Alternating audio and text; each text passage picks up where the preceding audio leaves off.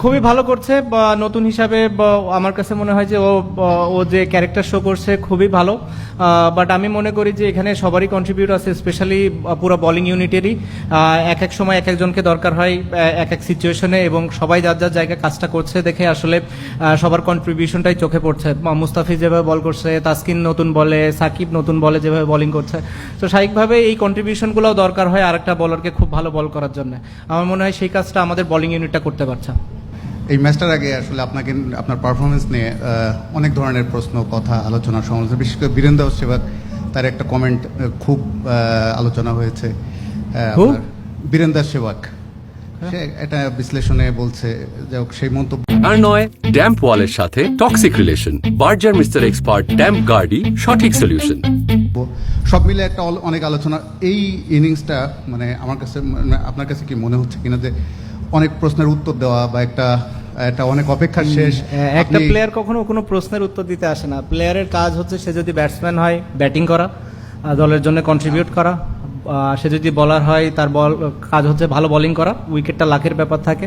তাই সে যদি ফিল্ডার হয়, যখন সে ফিল্ডিং করে তার কাজ হচ্ছে প্রতিটা রান সেভ করা, যতগুলো ক্যাচ তার কাছে যায় ততগুলো ধরা।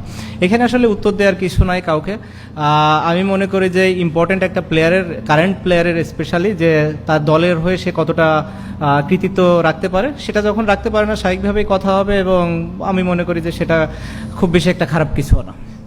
আরেকটা জিনিস বলছিলাম যে আপনার অনেকগুলো অপেক্ষার শেষ হলো, যেমন 50-র দিকে যদি বলি, পরিসংখ্যানের দিকে তাকিয়ে আপনি 8 বছর পরে আপনার টি-20 ওয়ার্ল্ড কাপে আপনি 50 পেলেন, 2021 সালের টি-20 ওয়ার্ল্ড কাপের পরে man of the match award পেলেন।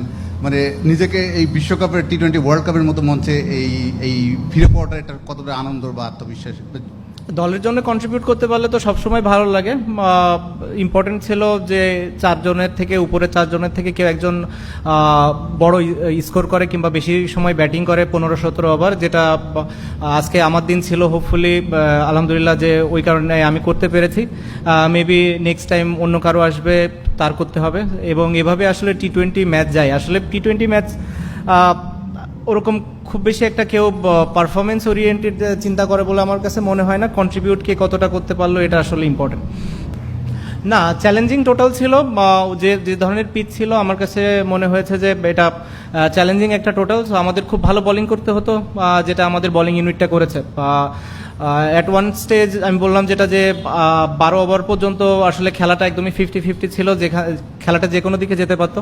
ক্রেডিট দিতে হয় বা মুস্তাফিজ, রিশাদকে, যেভাবে ওরা ওই সময় 4টা ওভার বল করেছে আসলে, বা অসম্ভব ভালো বল করেছে, যেটা আসলে আমাদেরকে ম্যাচে অনেক ভালোভাবে ফিরিয়ে এনেছে। তারপরে আমরা শেষটাও ভালো করেছি। আমাদের বোলিং ইউনিট বেশ অনেকদিন ধরেই কনসিস্টেন্টলি ভালো বল করছে, স্পেশালি পেস বলাররা, সেই কনফিডেন্সটাও ওদের ভেতরে দেখা যায়। আর রিশাদের এডিশনটাও আমাদের জন্য অনেক ভালো একটা এডিশন বলে আমি মনে করি।